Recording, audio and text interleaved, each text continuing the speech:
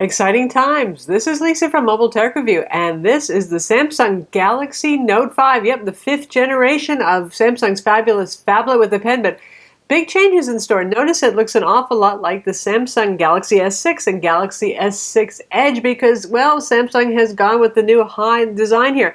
But some of you are going to be disappointed. No removable battery, no SD card slot, and gone is the IR blaster, which I don't think was the most used feature anyway on the Note, but still.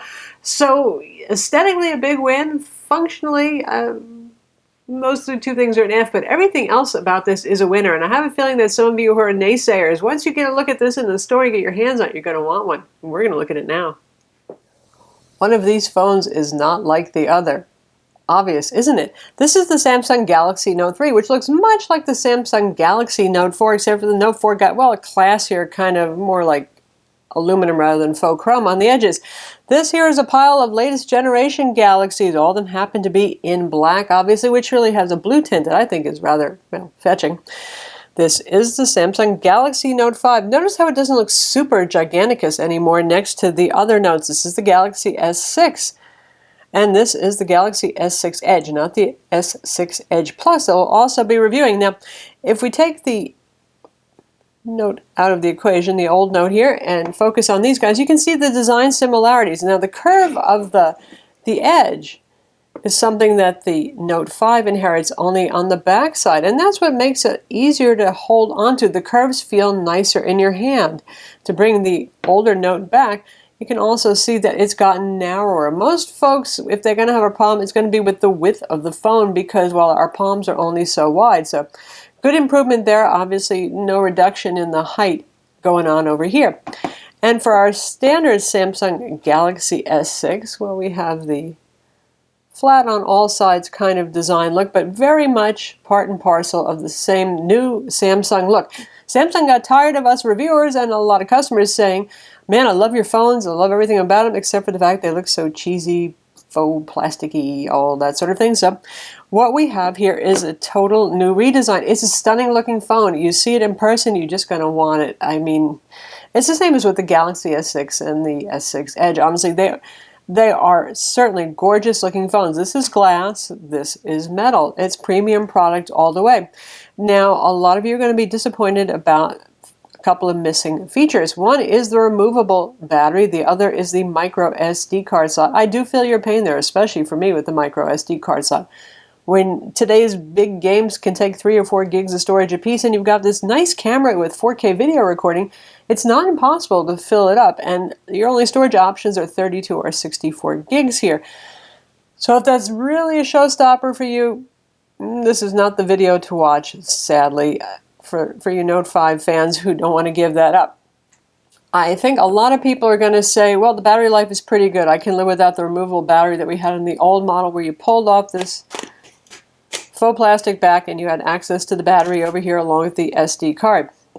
As for the IR blaster that we used to have on the Galaxy Note 4 and previous versions, that's gone too. So for those of you who really like controlling your AV home theater gear with that, that's the other feature that's gone. Inside you have the same hardware as the Galaxy S6, and that is actually still a fine thing with us. 2.1 gigahertz Exynos 7420 octa-core, that's a 64-bit CPU. We have Mali T 760 graphics, UFS 2.0 flash storage for fast storage, and even more impressive, we're up to 4 gigs of RAM. 64-bit CPUs can address 4 gigs of RAM, so it's here, and that means even better multitasking. Did you see me almost drop it? I love just about everything about this phone. 2 things I don't like are the fact that it is slippery because, well, glass is a slippery thing. The curves that feel so good in the palm of the hand like this, well, it leads to dropsies. And the other thing is how nasty this gets with fingerprints quickly. Let's look at the back now because you're not going to see it look this pretty again in this video. Again, it will get grimier and grimier, and I do not have particularly sweaty paws either. Oh, well, that's what cases are for, I guess, huh? The other thing that Samsung has done is a spring-loaded S Pen this time. Now, I think that's kind of nice. No more futzing and picking. If you don't have fingernails, it's not easy to get it out. But the bad thing is it's pretty stiff spring, so given how slippery this phone is and the amount of pressure that you're using, you might actually just shoot the phone out of your hand if you do have, well, sweaty hands. Not the end of the world. By the way, this pen is still a Wacom pen technology pen here. The look changes a little bit every generation. It looks like metal, but it's still plastic. We have a single button for doing stuff right there. Still an excellent pen with pen pressure sensitivity, so you can get variable line widths on it. Also has palm rejection, so you can rest your hand on the screen with a 5.7-inch QHD 2560 by 1440 display. Believe me, you probably will be resting your hand on the screen once in a while. Now this is a smartphone, so it's smart enough to know when you've taken the pen out. We've seen that feature before. So you get the pop-up. You have things that you can do right here. A screen capture. You've got smart selection. You've got action memo for quick memo. You've got S-Note for full memo. And you can customize it and add shortcuts of your own. So nice and tidy and clean, and you can hit that to hide it away over here. Well done. And we'll check out the S Pen a little bit more. But first, let's talk about some other features. Multitasking is still here. Multi-window view. You've got the Smart Stay, where it uses the front camera to see if you're looking at the screen. It doesn't turn it off. Just about everything that you want. The gestures. If the phone is ringing, you turn it face down. It can mute it. All that good stuff is still here. No software features have gone away. This is running Samsung TouchWiz, and it's the new improved lighter version of TouchWiz, like we saw in the Galaxy S6. So I haven't been a big fan of TouchWiz, but this is pretty fine. It's not too heavyweight, and it doesn't slow the phone down. And we have Android Lollipop 5.1 on here, so we're running the latest and greatest. Now, you notice these funny little floating icons over here? That looks a lot like the gallery icon. That looks a lot like Chrome. That is part of the multitasking. So you can have a window, and this is our website here, the mobilized version of it. You can drag this around using the pen or using your finger, put it wherever you want. You can resize this window, and if you want to make it temporarily smaller so you can see things, well, you can turn it into one of those teeny little icons. Or you can bring them up half and half screen if you want to drag content from one window into the other. And as usual, not every application supports multi-window, but the ones that do have the little hamburger symbol right there. So in terms of S Pen functionality, as powerful as ever. You're not really giving anything up in software here. It's, again, just the removable battery and that microSD card slot that you're going to have to live without. Otherwise, faster, better quality screen. In fact, DisplayMate, who measures displays, and we have great respect for them, they do very good work, said this is the best smartphone display that they've seen, and it's hard to argue with that. This has like 130% of sRGB for color gamut. It's got complete Adobe RGB coverage, and as usual at Samsung, you can choose your color profiles. If you want something natural and not overly saturated, you can go with the sRGB mode, which is just your 100% color saturation. You can go with the adaptive display, which, it gives you the over-the-top colors I think most Samsung folks love. There's a couple of different settings that you can play with to find what you like. It's also the brightest phone yet. I'm aiming it right now at 600 watts of spotlight power, and you can still see this screen just fine. This is the brightest one yet, and I was really impressed when I took this outdoors in the summer Texas sun, where the last generation Note, I just really could not see it. This one, yeah, you can see it outdoors. So it makes using the camera outdoors on a sunny day more pleasant. It makes answering the phone not a case of, gee, I really wish I could see who it said was calling. You can do that here. Performance on the phone is just like the Galaxy S6. No surprise, it's got the same internals, just a little bit more RAM here. And you can see our score for the Ice Storm Unlimited test is a 3D Mark test of 16,571. That's a very, very healthy score. And here's our Geekbench 3 score. As you can see, 1403 single core, 4713 multi-core. Again, super fast. On Antutu, 63,086. So, Quadrant, 34,631. It's a fast phone. It's a responsive phone. It's never caused any lag so far. Happy with that.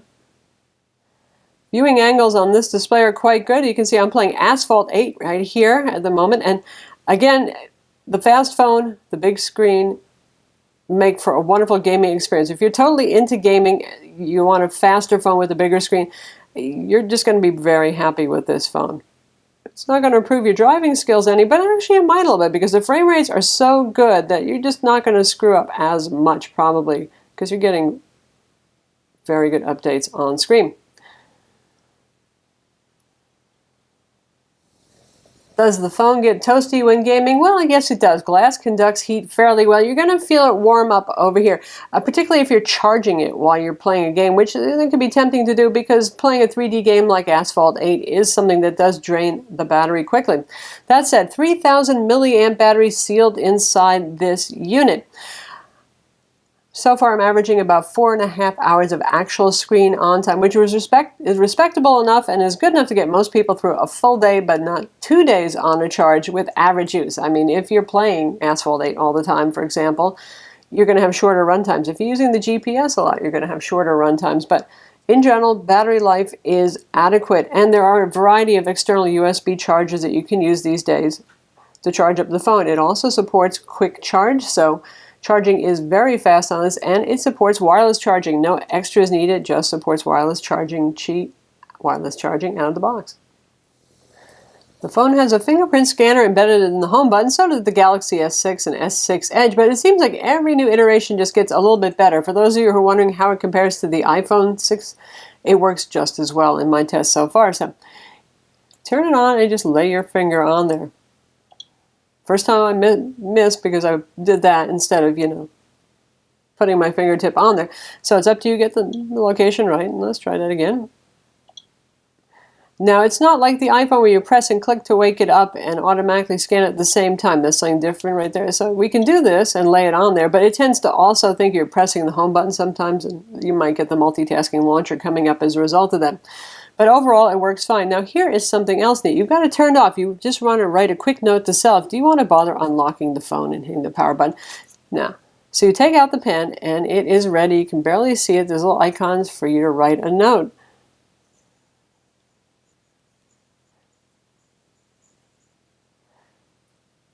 And there it is. You can write to your heart's content. You can delete it, and you can save it if you want. There's an eraser tool as well.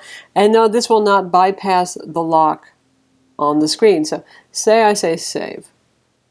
It's going to do that. Notice the screen is still locked. Likewise with launching the camera. You can go ahead, you can take a picture, and when you're done, we'll just take a very boring picture of a table.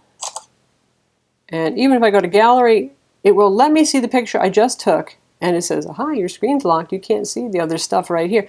So yes, the security actually works there. And you do enter a backup password. So just in case something, God forbid, happens to the fingers that you've enrolled, you have a backup password. Do write it down, because otherwise you get the hard reset the phone.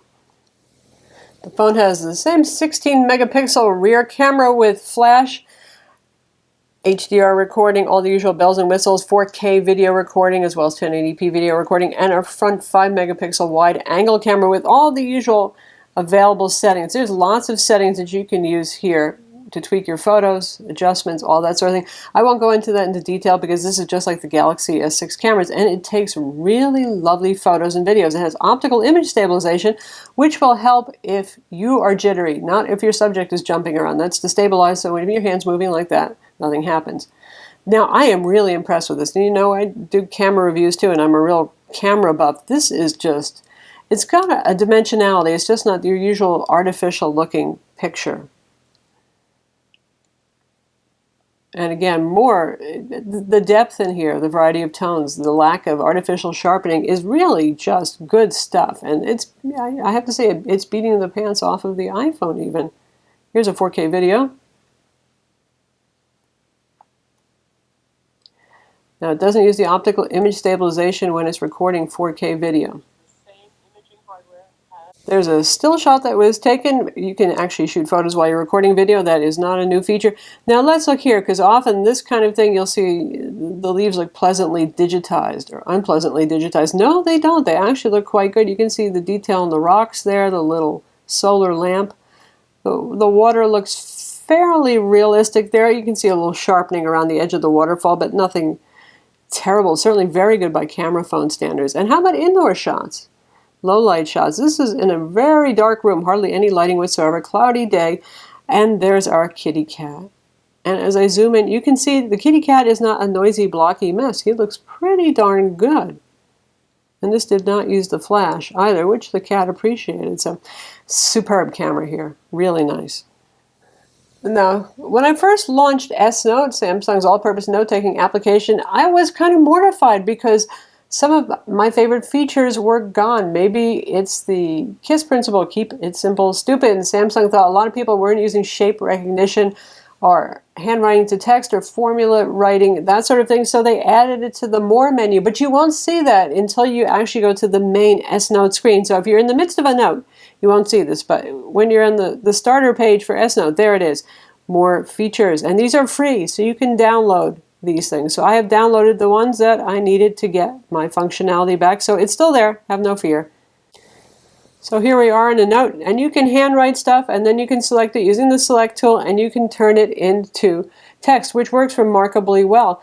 By the way, in any application, right here we're going to press on and hold on the microphone button. If you want to use handwriting instead, you can do that, and that actually works pretty well too. In fact, very well. You can write here, does the job. I'm left-handed, I have hideous handwriting.